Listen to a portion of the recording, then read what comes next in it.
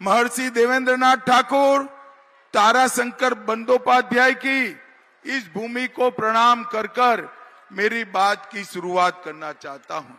सबसे पहले मैं इतनी देर से आया, झारखंड में लेट हो गया, इसलिए आप सबका हृदय से क्षमा मांगकर, माफी मांगकर मेरी बात की शुरुआत करता हूं। भाई और बहनों, हमारे यहां गुजरात में कहते हैं, जिले में एक भी नदी हो तो पूरा जिला समृद्ध हो जाता है।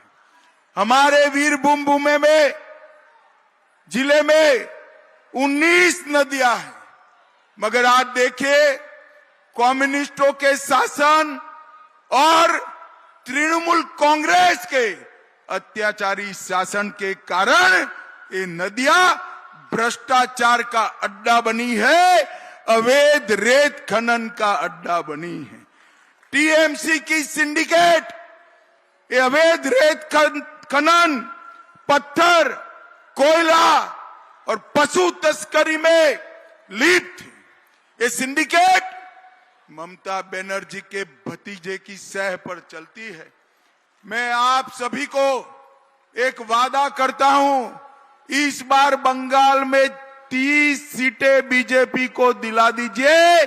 ये सारी सिंडिकेट को चुन चुन कर जेल की सलाखों के पीछे डालने का काम भारतीय जनता पार्टी करेगी। और ममता दीदी, आप भी समझ लो, ऐसा मत समझो कि सिंडिकेट आपको चुनाव जिता देगी। ये लाल मिट्टी पर इस बार भगवा तूफान आने वाला है, भगवा तूफान आने वाला है। 4 जून को बंगाल से 30 कमल मोदी जी की झोली में जाने वाला है। भाई और बहनों, ये वीरभूम ममता दीदी की भी जन्म स्थान है। और आज मैं ममता दीदी को पूछना चाहता हूं, 15 साल आप मुख्यमंत्री बनी, आपके जिले में कोई औद्योगिक परियोजना क्यों नहीं आई? यहां के लोगों को नौकरी के लिए बाहर क्यों जाना पड़ता है?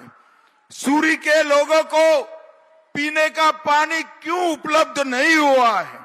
राजनगर के लोगों को आज भी इतनी नदियां होने के बावजूद शुद्ध पीने का पानी नहीं मिलता है। ये हमारे वीरभूम जिले में चिकित्सा सुविधाएं भी नहीं है, और शक्तिपीठ और ये 5 महादेव होने के बावजूद पर्यटन का भी नामो निशान नहीं है।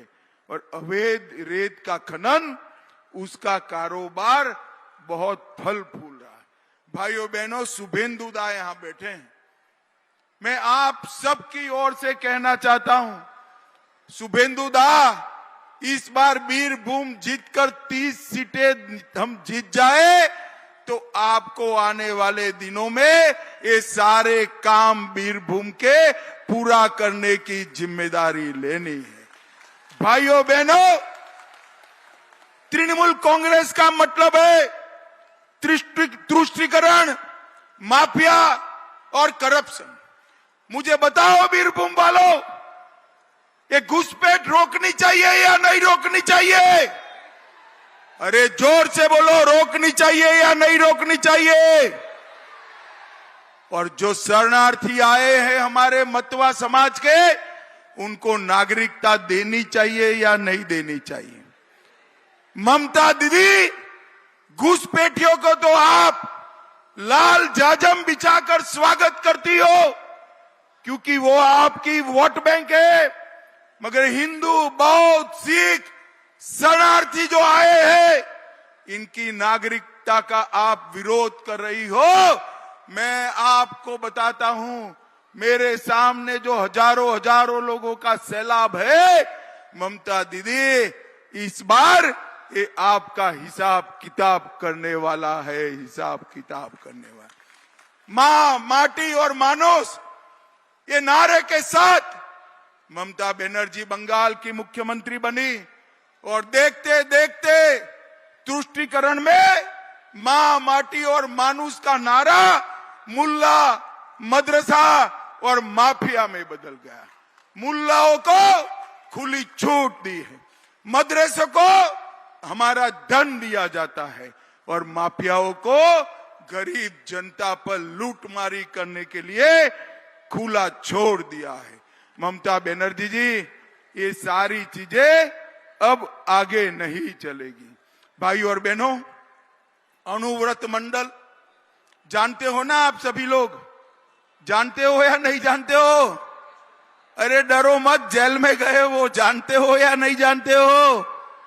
इन्होंने यहां ये सारा अवैध कारोबार खोल दिया था, गौ तस्करी में लिप्त पाए गए और आज दोनों तिहाड़ की जेल की हवा खा रहे। आज मैं कहने आया हूं, जो कटमनी चलाते हैं, जो सिंडिकेट चलाते हैं, अभी भी सुधर जाओ, समय है। हमारी सरकार बनने के बाद यहां कटमनी और सिंडिकेट चलाने वाले को उल्टा लटका कर सीधा करने का काम ये भारतीय जनता पार्टी की सरकार करे। भाइयों बहनों, मैं आपको पूछना चाहता हूं, बंगाल में भ्रष्टाचार बंद होना चाहिए या नहीं होना चाहिए? जोर से बोलो, होना चाहिए या नहीं होना चाहिए? एक गरीब युवाओं को नौकरी देने का काम जिन पर था, वो मंत्री के घर से 51 करोड़ रुपया मिलता है। कांग्रेस के एक एमपी के घर से 350 करोड़ रुपया मिलता है। झारखंड के एक मंत्री के पीए के वहां से 30 करोड़ मिलता है। मैं हजारों लोगों की, कम से कम 50,000 लोग हैं, किसी ने 300 करोड़ साथ में देखा है? भाई देखा है? जरा बोलो, देखा है किसी ने? उस और बताओ, देखा है? अरे वीरभूम वालों, ये पैसा किसका है? ये पैसा वो मंत्री साहब का नहीं है, पार्थ चैटर्जी का नहीं है। ये पैसा बंगाल की गरीब दीदियों का है, बंगाल के युवा का है, जो ममता के आशीर्वाद से लूटकर अपने घर में डाले। और ममता बनर्जी कहती है, हमारे पर ईडी आई, सीबीआई आई। ममता दीदी, ईडी और सीबीआई हमने नहीं भेजा, हाई कोर्ट ने भेजा है। और अगर किसी के भी घर से 50 करोड़, 350 करोड़ मिलेगा तो ये तो मोदी सरकार है। भ्रष्टाचार करने वालों के लिए एक ही जगह बाकी है, जेल, और सबको जेल के सलाखों के पीछे जाना पड़ेगा। भाइयों बहनों, एक कटमनी और सिंडिकेट से पूरा बंगाल परेशान है।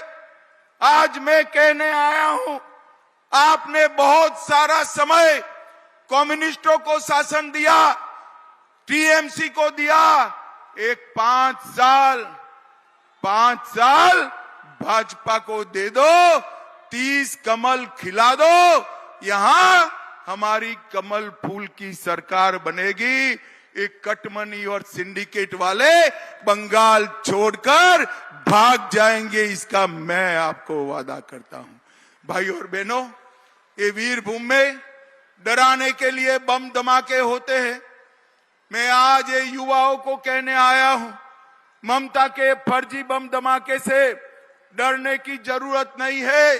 सेंट्रल फोर्स लगा है, दमखम के साथ वोटिंग करना। ममता दीदी के गुंडे आपका बाल भी बांका नहीं कर सकते, बाल भी बांका नहीं कर सकते। भाइयों बहनों, मैं आपको पूछना चाहता हूं, आज मुझे बताओ, राम मंदिर बनना चाहिए था या नहीं बनना चाहिए? जोर से बोलिए, बनना चाहिए था या नहीं बनना चाहिए था? 70 साल से ये कांग्रेस पार्टी टीएमसी राम मंदिर को रोक कर रखी थी। आपने मोदी जी को दूसरी बार प्रधानमंत्री बनाया, 5 ही साल में मोदी जी ने केस भी जीता, भूमि पूजन भी किया और प्राण प्रतिष्ठा कर जय श्री राम कर दिया।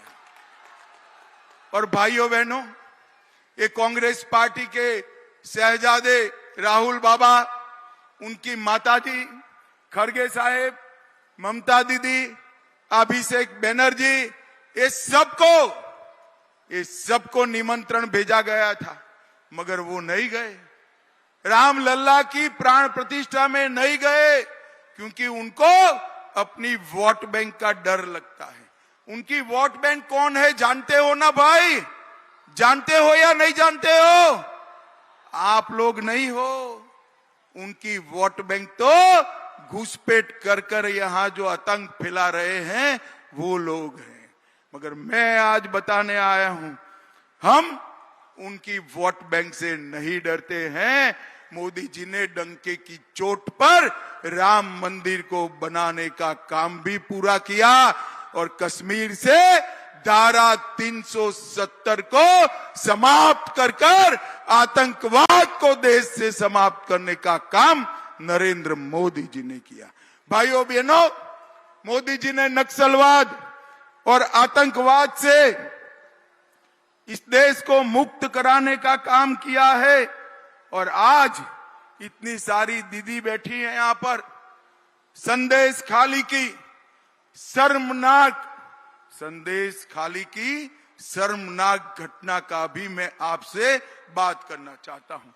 ममता बनर्जी एक महिला मुख्यमंत्री है, उनके नाक के नीचे सालों तक उनका ही पार्टी का नेता संदेश खाली की गरीब माताओं पर अत्याचार करता रहा, शोषण करता रहा। ममता बनर्जी तुष्टीकरण की राजनीति के कारण उसको रोकी नहीं है। मुझे बताओ माताओं बहनों, संदेश खाली की बहनों को न्याय मिलना चाहिए या नहीं मिलना चाहिए? जोर से बोलिए, मिलना चाहिए या नहीं मिलना चाहिए? जब इसको पकड़ा तो उन्होंने कहा कि ये तो सीबीआई फर्जी काम कर रही है। ममता जी, आपको मौका था, आपने वोट बैंक के डर से नहीं पकड़ा, हाई कोर्ट को ऑर्डर करना पड़ा, हाई कोर्ट ने सीबीआई को ऑर्डर करा, घर पे रेड डाली तो ढेर सारे शस्त्र भी मिले। माताओं, भाइयों, बहनों, इन्होंने वोट बैंक के लिए सालों तक धर्म के आधार पर गरीब माताओं का शोषण होने दिया है। इसका जवाब इस वक्त के चुनाव में आपको देना है। भाइयों बहनों, ये बीरभूम में ढेर सारे विकास